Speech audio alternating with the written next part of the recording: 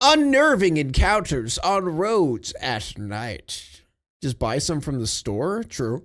On the night of April 18th, 2021, at around 7:40 p.m. Yeah, like shorts to wear, like on me. An Australian man named Mitch Cooney was driving down the Hume Highway in Bardia, Australia. He was returning from a racing event and heading home to Gold Coast City when, completely out of nowhere, he saw a childlike figure standing in the middle of the road. Oh my god! He looks like an elf! He looks like an elf! The road. The figure was wearing a blue parka, and from the few seconds he was in view, it looked like he was trying to cross the highway. Is that a Smurf? Now, Mitch was driving at nearly 60 miles an hour, or around 96 kilometers per hour. He was also towing a large toy hauler behind his car. Trying to brake or suddenly move out of the way in these conditions would have certainly resulted in a devastating accident, so Mitch had no choice but to keep driving. Fortunately, he managed to avoid the mysterious figure by mere inches. Fearing the safety of a potential child wandering the Hume Highway, his mother, who was also with him at the time, contacted the Australian police almost seconds later. And let me guess, they never found anything. The officers online assured them that they were putting patrols out immediately. However, Mitch couldn't stop thinking about what he saw. Trying to do everything he could, he called the police again at 8:29 p.m. and offered the dashcam footage he'd captured of this figure. But to Mitch's surprise, the officers told him that they No, that's just plastic? You know what, let's analyze this real quick. That does kind of look like an upright plastic bag blowing in the wind.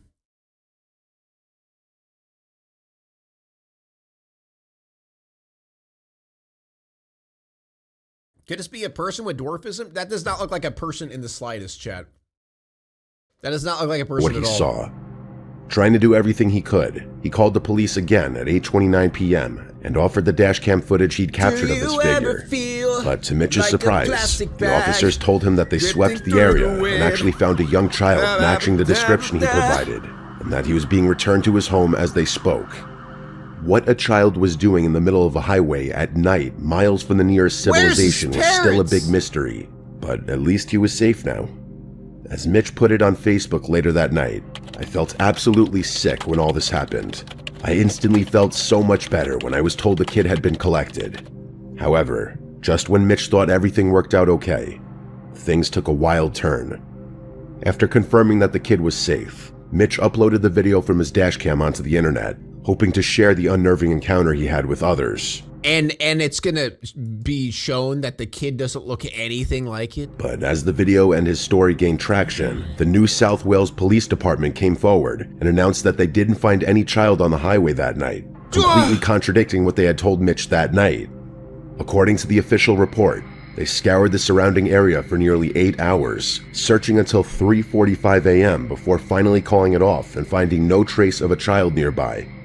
The department stated that multiple cars attended and commenced a search of the area. However, no child was located and the search concluded. Now, there's no reason to believe that the NSW police would lie on an official report like this. What's more likely is that the person talking to Mitch earlier didn't know the full details and just made things up. What is this image, bro? Hey, can you send me, hey bro, I'm gonna make a video on you, Mitch. Can you send me a quick picture? Yeah, man. Shh. Let me, cute. No. Get me over here where the light's better. Yeah, like that. Yeah, there we go. Fuck. Or maybe it was nothing more than a terrible case of miscommunication. Throw me some numbers. Where the police searching for the child somehow got twisted into them already having found him. But if the child was never found, what happened to him? The answer to that question, however, could be anything. Maybe its parents noticed their kid missing and took him back home, or he could have been potentially kidnapped by someone who saw a child roaming the highway alone at Or it's not a child. Night and took advantage of the opportunity. Though none of those theories explain how the child got to that spot in the first place. Unfortunately, the case remains an unsolved mystery to this day, and with so little coverage, it's unlikely we'll get answers anytime soon. I'm just gonna say ghosts. On May 8th, 2021, TikToker Pissed Pasta, real name Malie Perales, Wait. was returning from a night out with her friends and roommates. Wait, I think I've seen this one. It's around 2:30 a.m. The name Pissed Pasta sounds... However, what was supposed to be a fun hangout took a disturbing turn when, while driving down the Packard Drive Northeast Road next to the Rogue River in Belmont, Michigan, one of them spotted a shadowy figure crawling onto the road. What? Yeah! Stop. No, Stop. No, Yeah, I've seen this one. no, hell no. What the f, dude? No. They were soaked. After discussing for a bit, the group decided to circle back and check what it was. And this is what they came across. There she is. Bro, what the See? That was it. That was it. She's crying. It looked like a young woman, possibly in her 20s or 30s, Maybe stop for help. sitting on the road while Maybe stop and be like, hey, you good? either waving at the car or banging her own head. She was also drenched from head to toe in 48-degree Fahrenheit Bro, like she could be kidnapped. She could be dying. or about 9 Could degrees be Celsius a trap. weather. Call the cops. Bro, rolling down the window and asking if they're all right is not gonna be like, if you get out, that's different. But if you just roll down the window and be like, hey, are you good? Malie's group circled back one more time to confirm what they saw. Let's see. And this time, the woman had completely collapsed onto the road.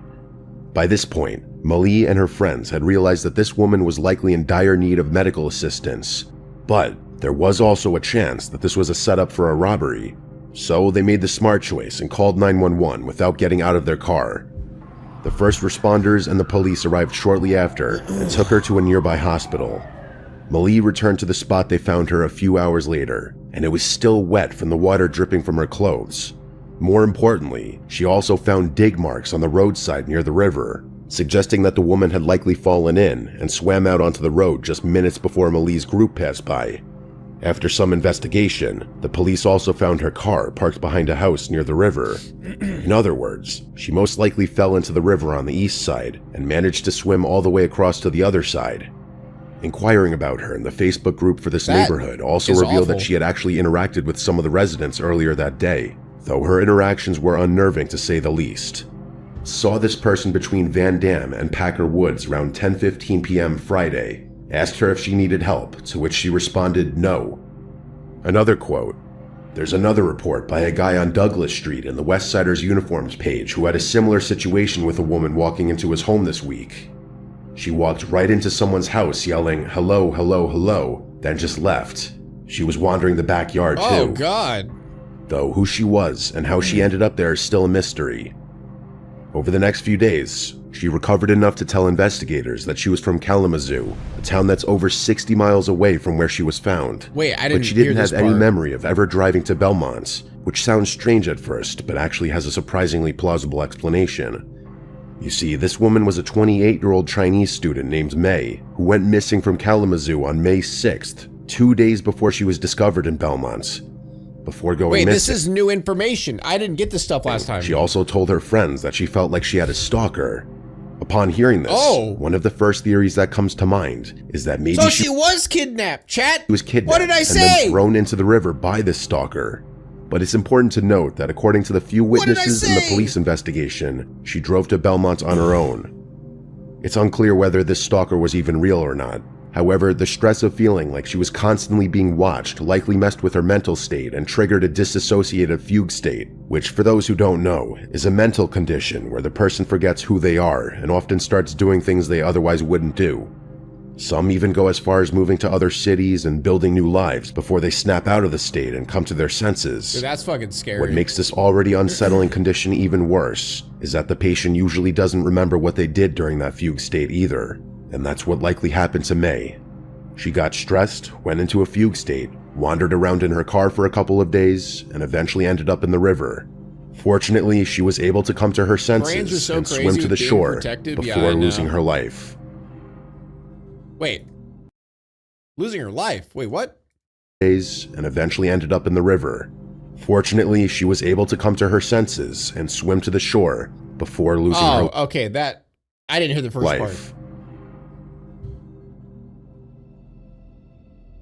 On the 12th of October 2016, a family in Sheffield, Is it confirmed that she was in a fugue state? No, it wasn't confirmed. England, went to the Drawbridge pub for a night out.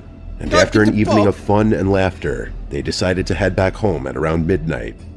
The roads in that area are usually deserted at that hour, so they were already on guard for any robbers or other criminals they might run into on their way back.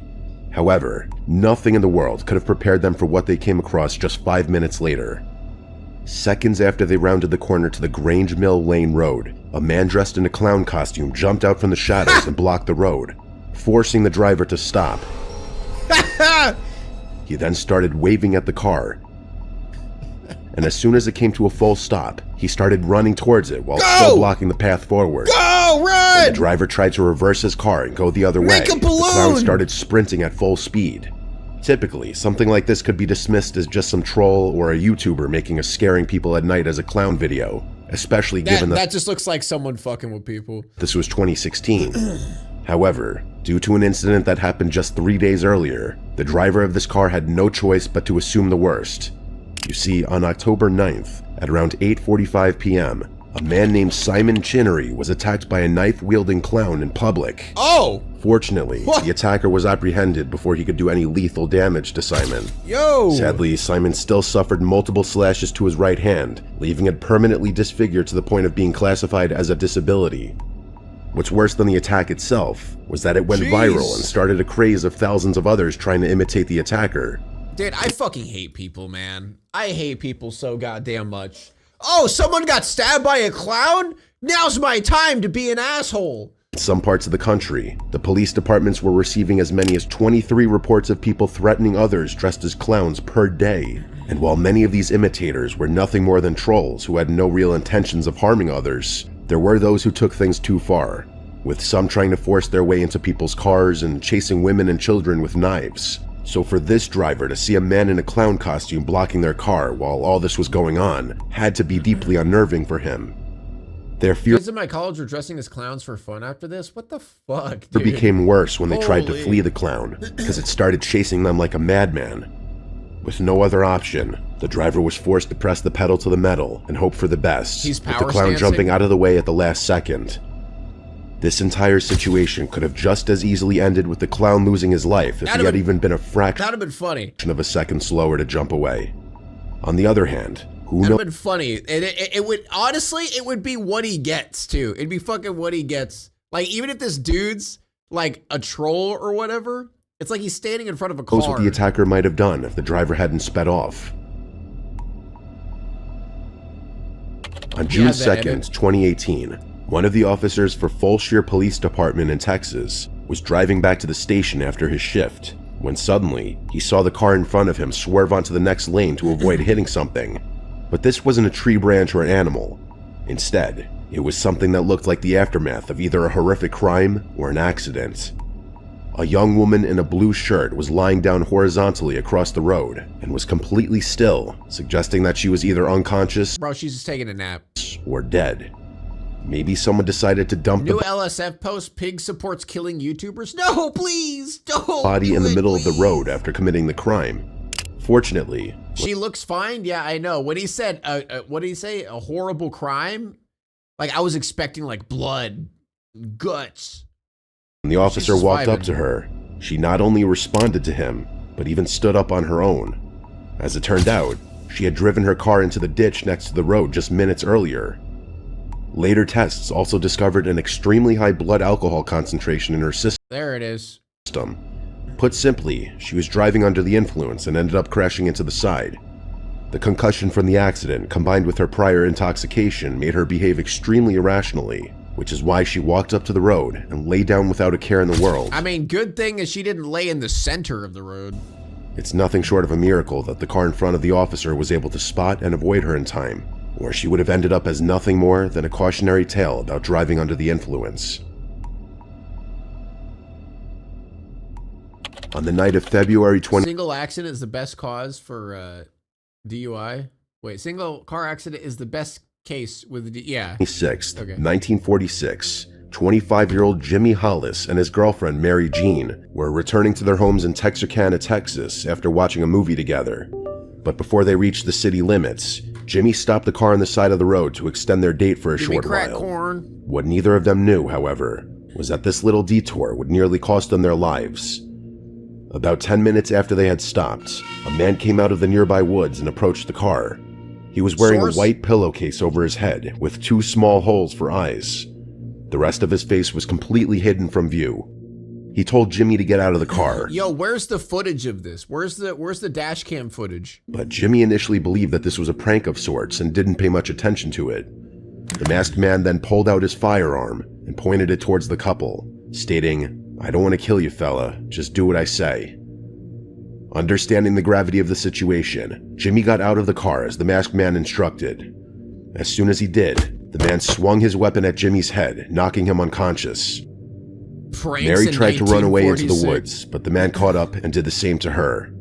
Thankfully, before he could go further, he got spooked by a set of approaching headlights on the nearby road and ran away. Mary immediately ran to the nearest house and asked them to call the police. Jimmy also regained consciousness and hailed down a passing car to ask for help. However, by the time the police arrived on the scene to investigate, the man had vanished without a trace.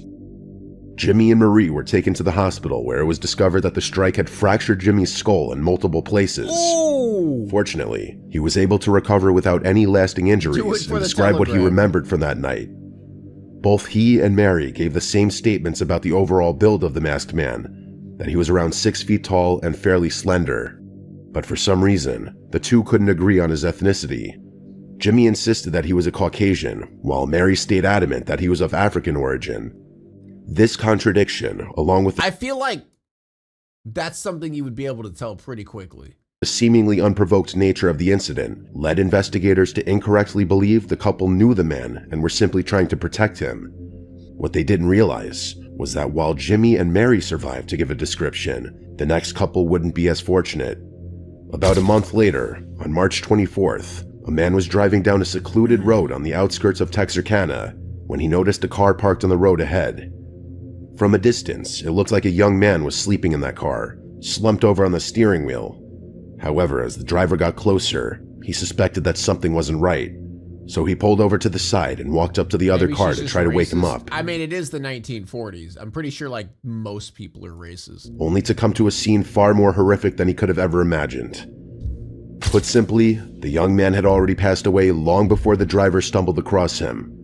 He also noticed Bro, are these are AI, isn't it? a woman in the backseat who had sadly suffered the same fate.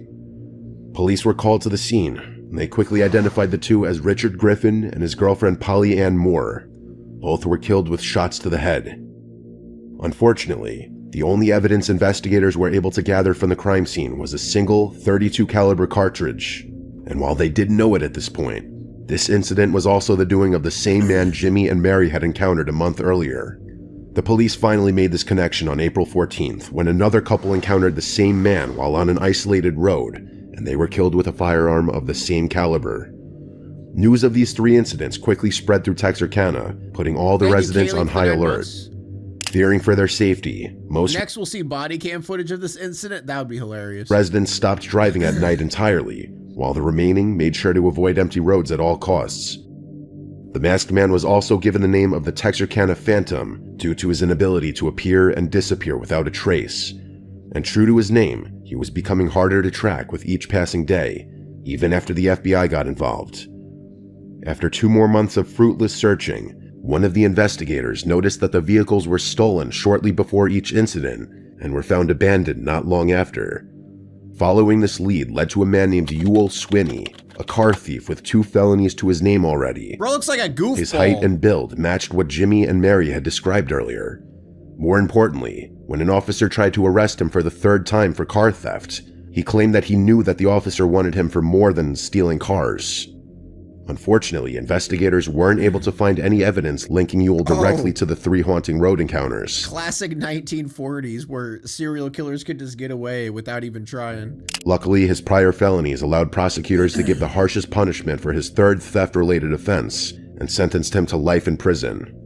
That being They give life in prison for theft? said, Ewell continued to deny any involvement in the 3 incidents until his end in 1994, leaving the Texarkana Phantom encounters a somewhat unresolved mystery to this day. On the 8th of January, 2024, a truck driver was driving on a remote stretch of highway in Western Australia when at around 11 p.m., this driver had the most unnerving road encounter of his life. Nearly 62 miles south of Perth, he saw what looked like two people dragging something across the highway. They showed up almost out of nowhere, forcing the truck driver to swerve around them at a dangerous speed. But by the time he stopped the truck and looked back, they had already vanished into the surrounding darkness. Which begs the question, what were they dragging and why? A person? Unfortunately, the answer to both these questions is extremely ambiguous. It's a person. For starters, it's extremely difficult to identify what exactly they were dragging. You could see his legs. It's a person. Frame by frame, we can see what looks like the legs of another person wearing shorts and black shoes. So maybe the two people were trying to hide the primary evidence of their horrific crime. But in motion. Or it could just be some drunk dudes. It looked more like an animal or something in between. No, it's not. It's not a Wendigo. It's not a chupacabra. It could even be a life-sized plush, though that doesn't explain its very human-like proportions. Regardless of what it was, however, an equally important question is why two people would drag something across a highway. On September 16th, nothing happened? Okay. 2018, an Uber driver from New York shared the terrifying encounter he had with an angry man on Long Island. I wonder when we're going to start reacting to AI body cams. He was about to complete a ride when, out of nowhere, another car drove past him at a very high speed while barely avoiding a collision. But before the Uber driver could even process what had happened, the other driver slammed on the brakes and parked in the middle of the road, blocking him from moving forward. He then got out of the car, ran over, and started bashing on the windows, telling the Uber driver to get out. Go! Go! I don't know. Drive! What's that? You blew the fucking right leg. Get the fuck out of the car right now. Just go, Just go around him. Go. It's unclear if this was simply unprovoked road rage. Bro, that was his road rage. Didn't he say, wait, what did he say again? What's that? You blew the fucking right leg. Get the fuck out of the car right now. He said you blew the fucking red light. Get out of the... Bro, it's just road rage. Go around. It's just road rage. Go. It's unclear if this was simply unprovoked road rage or an attempt to rob the driver and his passengers. Not wanting to find out the answer, the Uber driver made the correct decision and backed up to find a different route to his destination. However, there was no way for him to predict just how relentless the other driver would be. Road rage in a Mr. Nightmare video? Never started to see the date? Dude, we're watching our road rage, our jangly keys. As soon as the Uber driver changed routes, the other driver got in his car. See, this is why I love Mr. Nightmare. Is he always takes like situations that are very, normal, and he's like, oh, but what if everyone died? What if a fucking ghost came out of the woods and murdered everyone in this situation? What if it was a human body and they're trying to hide their crime of killing everyone? It's like every little thing. It's like, but what if everyone just fucking exploded? What if their throats were slit? Ugh. Well, and started chasing him no matter where he went. Yeah, what if the Uber driver was a ghost? From bad to worse as they approached a red light, which would have given the other driver a chance to catch up and do something terrible before I saw my neighbor take out the trash. What if it was a body? The police arrived. But in a remarkable stroke of luck, the Uber driver found a cop already waiting on the other side of the intersection. They were able to explain the situation to the officers, resulting in the other driver getting arrested for driving while intoxicated. Stopped the car, got out of the car, was trying to fight with me. So I backed up and turned around, and then he was pursuing me. And these girls Call 911. These girls called 911, and the officer pursued him. Put simply, the other driver wasn't thinking clearly and could have been armed. If the Uber... Dude, oh fuck. Look at this fucking thumbnail though. 3 scary true thunderstorm horror stories. It's a dude wearing like a hood with sitting in his yard on a wooden chair looking at lightning. Like these AI thumbnails, bro. Oh man, it's so funny. People during tornadoes. Yeah, I know, right?